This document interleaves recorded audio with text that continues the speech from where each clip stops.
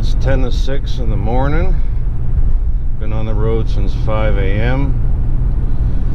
Going up to Barry's Bay with Don from Don ATV's Adventures on YouTube. And going to a friend of his home.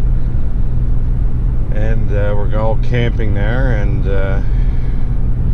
from what I hear, there's like 15 of us. And we're going to be doing some ATV, and our first day is going to be about a 200-kilometer ride, and it's going to be pretty tiring for me because I got home at 12:30 a.m. last night, so had everything loaded in the vehicle, but in the machine on the trailer, but I had to put on the attach the trailer, had to get home, have a shower, do all that, so I didn't get home or sleep till pretty late. I actually did get some sleep, which is surprising. Usually I toss and turn when I have to get up in the morning. I'm always worried I won't get up. But yeah, on 28 going north of Peterborough here. And it says I should be there by 7:43 a.m. So we'll see you there.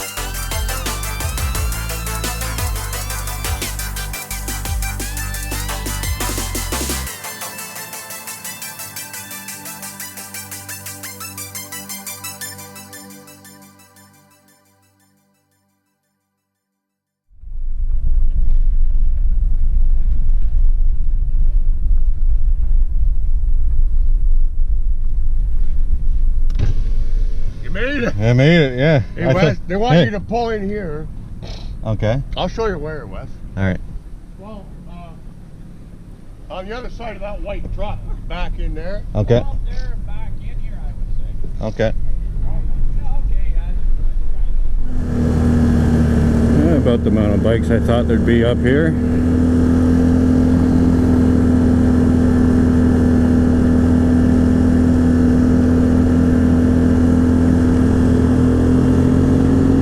So I got a bit of an announcement to make. I picked up another sponsor. I got Dirtylife, which is a ATV accessory supplier. They're out of Sterling, Ontario. Dirtylife.ca. Go check them out.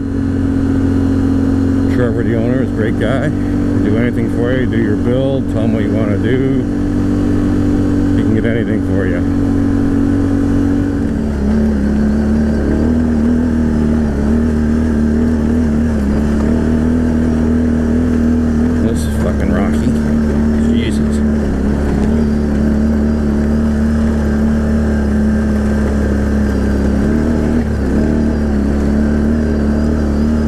I bought my torque wrench.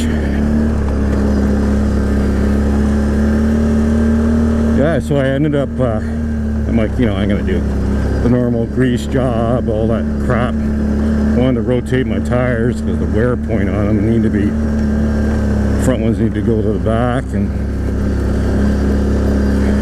I went down to Dirtylife and I purchased some brake pads because I just had a feeling, you know, just the way it was feeling, pulling it in.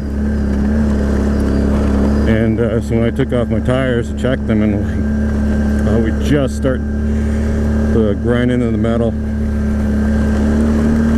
So because I booked the weekend, or Saturday, Sunday, Monday off, I of course had to work Monday through Friday. And I think the last day I had off was like last Thursday, or 2 Thursdays ago. So this week I'm trying to get all this done, and I'm like trying to time, thinking I had to do a brake job. I'm like, oh crap, you know. Oh, I can hope it's not like this all day. I'm gonna be fucking sore. Pardon my French. But yeah, so I'm like, oh, you know, thank God I got the brakes right. Brake pads, EBC brake pads again, race pads. And so I did the whole brake job probably within a half an hour, maybe like 35 minutes. And the key is I like to put one of my winter yellow gloves over the brake handle when it's up, not pushed in, so it reminds me, don't frickin' squeeze this thing when I got the pads off right. Do one at a time. And yeah, no problem. The previous time before this, and I changed the brakes, you know, it's always that one extra ride, you know. Like, I'll do it next time, you know. Or, I'm only a short ride, I'll do it next time. Well, was that one I went out and I had a video of it with Brian and Rob, who are here today. And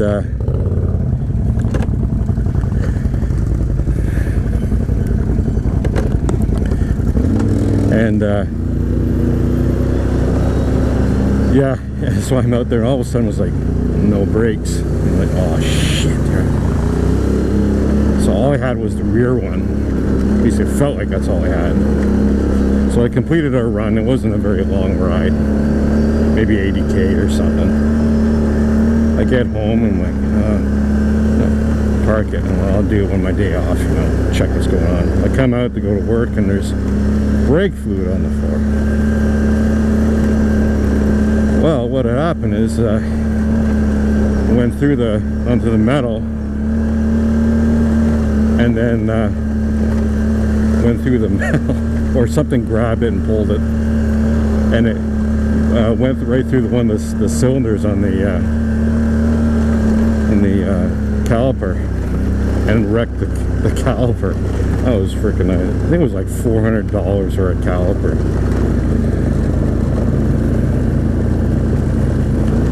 So not only did I have to get brake pads, I had to get the caliper, $600 job. Yeah, it was $200 for the EBC, which is up what it was before. I think it only cost me $160 last time.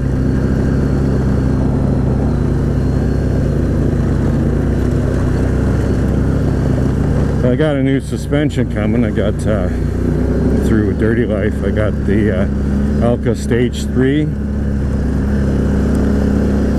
and that would be very useful for today's ride. Be a lot more comfortable than this freaking air suspension.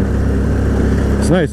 You know, the reason why the Can-Am dealer told me they stopped doing the air suspension was because of being an XMR, guys going through water and mud, that the water was getting in the electronics and screwing it up. Well, that's what was happening to me there. I found out that first of all, I've replaced the electronic diaphragm thing twice on it. Then I found out there were when it was gone, when my air suspension wasn't working, I checked that and there was air coming out of the tube, so I fixed that with some silicone, and it still wasn't working. Or it was off and on working. The back worked and the front wasn't working. So one day I just fidgeting with it and like, let me check, maybe it's, you know, they said there was a water issue. Hoped it wasn't the pump. So there was a little electronic connector. If you take the back right tire off, and you can see the connector. That's like if you follow the front portion of the rear tire in, you can see this little thing. Maybe it's like 1.5 inches wide. So I pulled it off, cleaned it up, electrical contact cleaner, and put dielectric grease in there, you know, and it went up and down and all of a sudden it started working again. So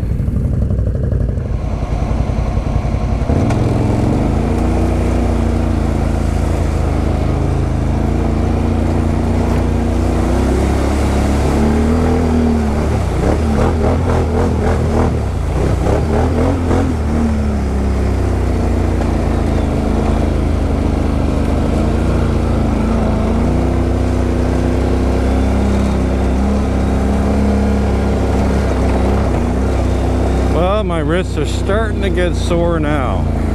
You know, I think we're over halfway of our ride. 200-kilometer ride.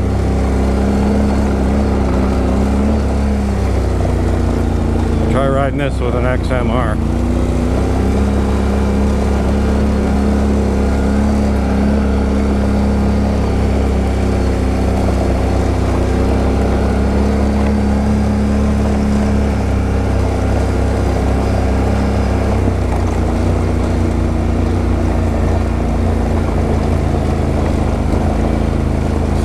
Beaver Dam.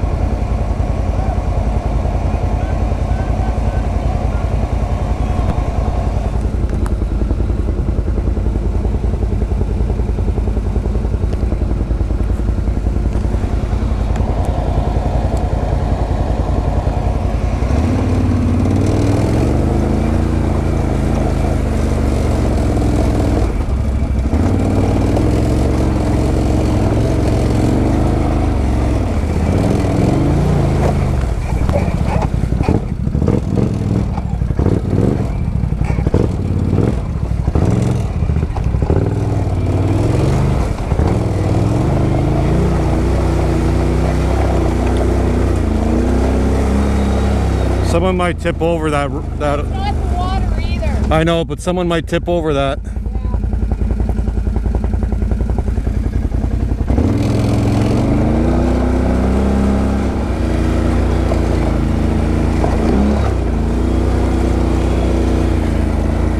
I need to do the bushings on this thing.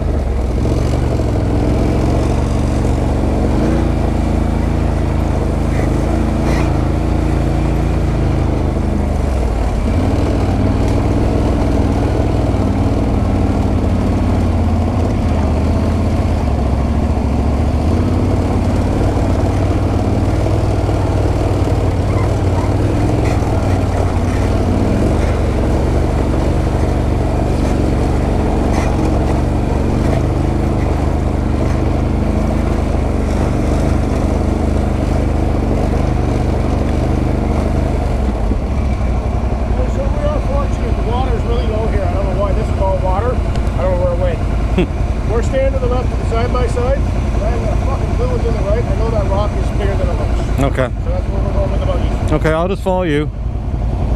Water's down, like really down. Okay.